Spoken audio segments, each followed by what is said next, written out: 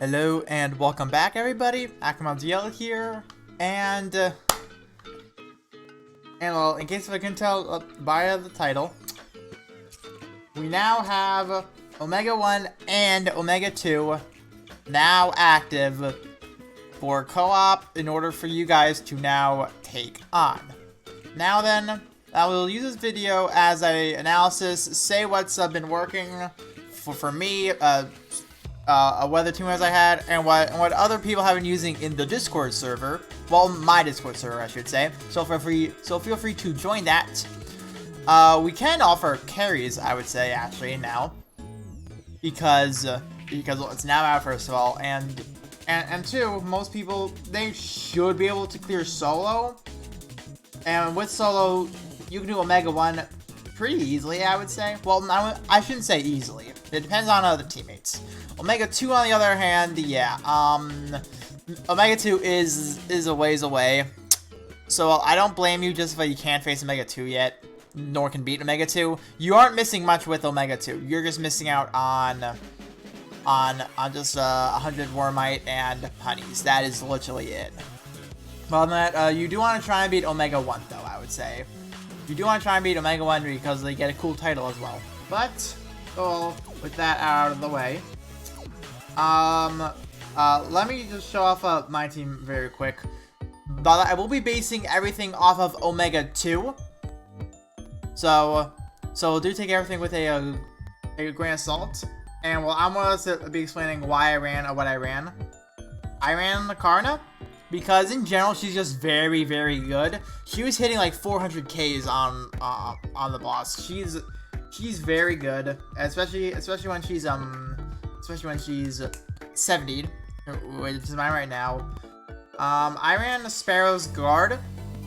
That way she can get 2 buffs at once. Tropical Breeze. That way she can get 4 buffs, which is very nuts.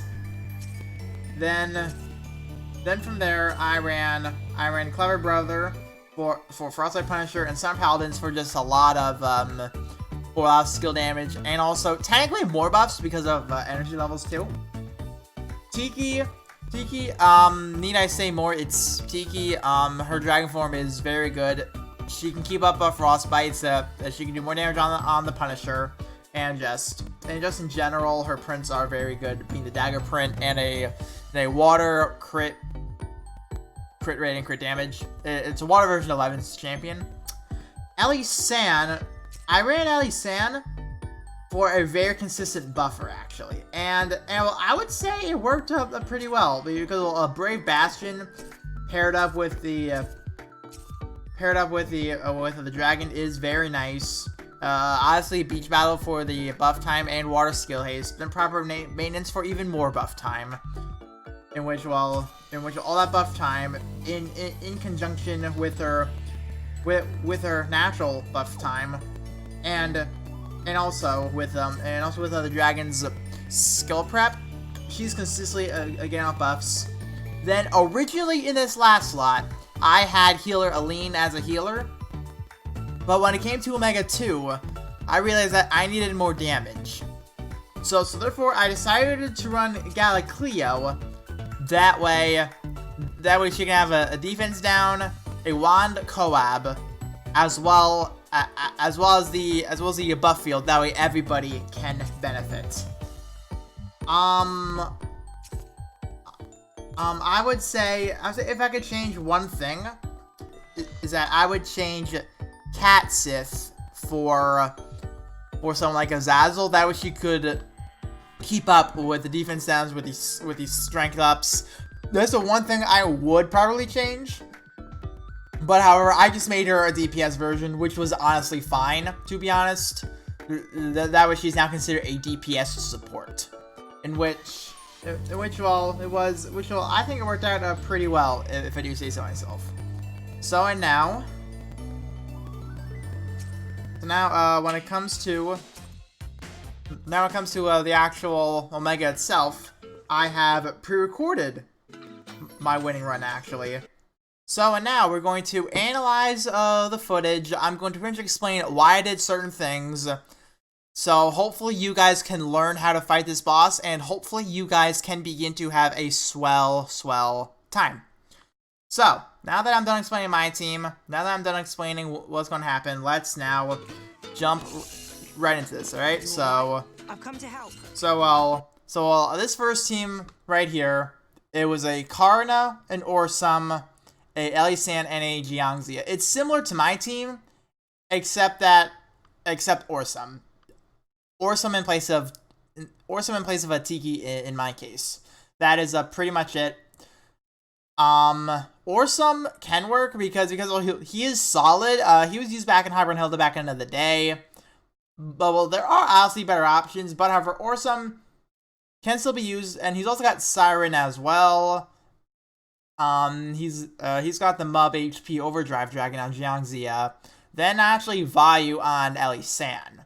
So he's obviously missing some things, but overall still very nice.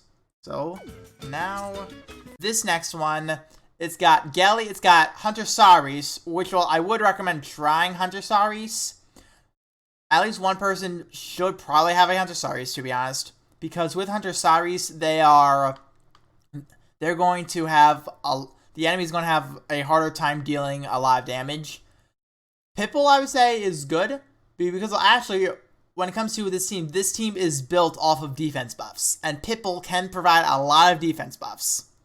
So therefore, they're running healerless and relying on defense buffs with HP double buff. Which I could have done that too in place of Glio, but however, I did not have Pipple built up. I might actually change that and run a defense buff healing team in general, especially with a Karna existing.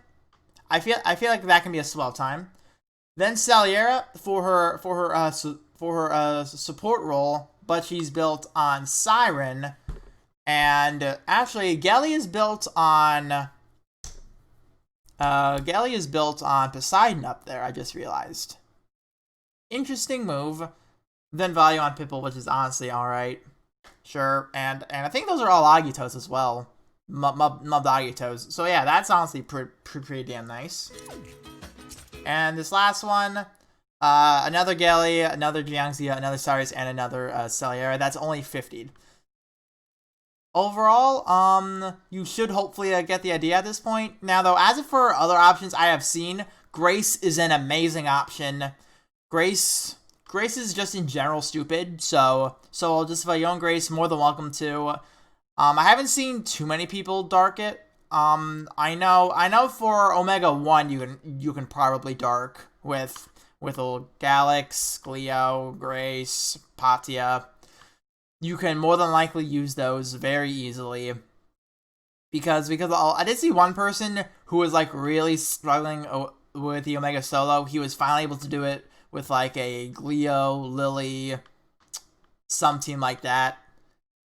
He was able to do it, so we'll just know that those options can work for Omega 1, but Omega 2, yeah, it is going to be a lot tighter. So now with all that, let's now jump into the room right now. I'm going to quickly explain everything, so if I go fast, feel free to pause it, rewind it, put it in slow motion, do whatever it is you need to do to understand, alright? So here, I get my buffs up as fast as possible, just for a very quick amount of burst damage. So yeah, they're right there, 400. That was great. Obviously, obviously you start to avoid things. For that one, I had rolled. I used a roll iframe for that one. And for that one, I tried to iframe with the S2. Didn't work out so well. Avoid those barrels. You do get stuck in them. And my Tiki took a lot of damage there. Another buff. A roll iframe to that one. That one iframed as well. 300, satisfying as shit. Roll life. That's right. Overdrive canceled that one, which is very nice. Okay, now this I do want to emphasize, all right? Because, well, I've had runs that have died.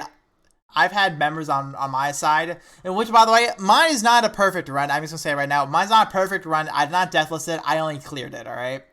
All right. I might go for deathless in the Discord, but this one right now, this is not a deathless. All right. I just want to say that now. But this right here, I've had members of myself and just people not know what they're doing mess up on this. All right. So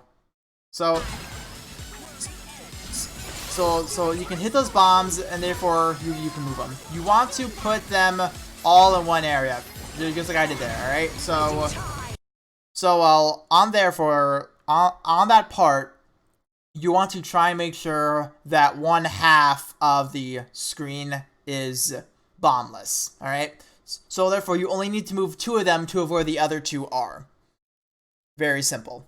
And well, typically people move the bottom ones up. As of which I also did there. Then from there, it's, now we just go for the break with time. She does begin to repeat a lot of her moves. And there's my Elliot taking more damage. In which also, she doesn't burn actually. She doesn't burn, she only stuns, so that's another reason why Karna is just really good here. And yep, there are those bombs again.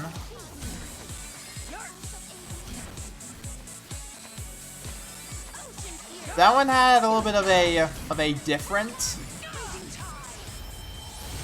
That one was a little different, but it kind of worked out. Even though me and the first player did lose someone. Yeah, see? Yeah, and that's why you get stuck in there. And you take damage too.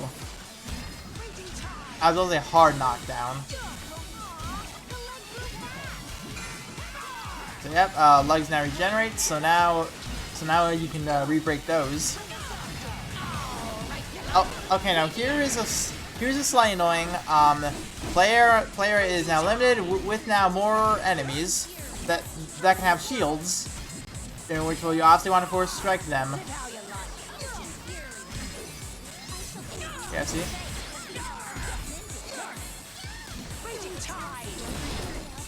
Another 400.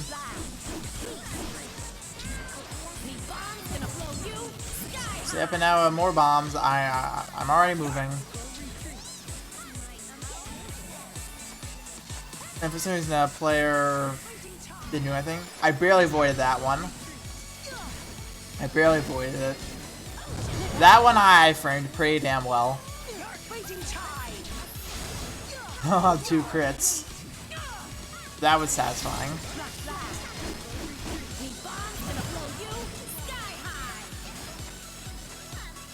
Yep, more bombs. So yep, I'm back at the hitting. And that one was beautiful. That one was beautiful.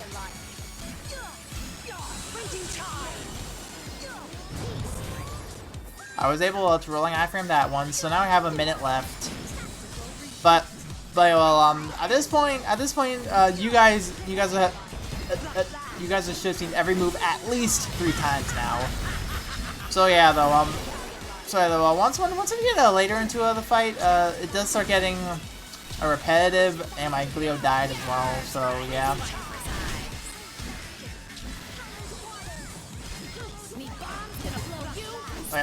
Yeah, there we go. So yep, there we go. I did not go for the bombs there because we were pretty much done at that point anyway. It was only a tap away. There was no way the bombs could have exploded in time. So yeah, hopefully you guys have found this video helpful. So I hope so, at least. Hopefully you guys have found this helpful. I wish you guys the best of luck on Omega Solo. And well, just if you need help with Omega Co-op, feel free to join the Discord. Feel free to ask for help. That server is growing. We are expanding. And I would appreciate it if you guys would join as well.